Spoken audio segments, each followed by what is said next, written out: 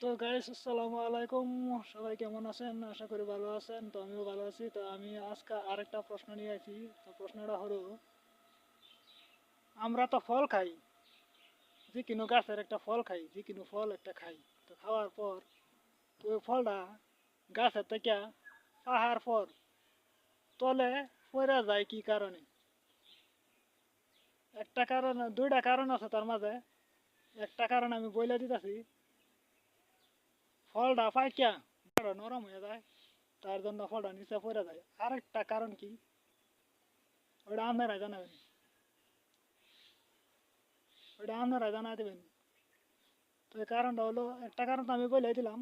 তো নেক্সট কারণটা যে আপনারা জানা দেবেন। তো এই প্রশ্নটা ছোটো সময় যখন 5-6-এ পড়তাম, তখন একটা কিতাবের মাঝে পাইছিলাম যে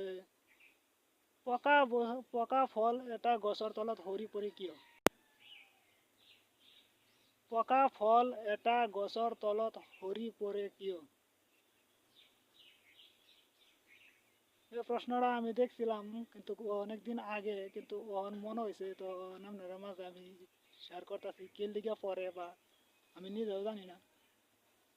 একটা কারণ আমি জানছিলাম যে বস্তুটা পাইকা নরম হয়ে যাওয়ার পরে পড়ে যায়।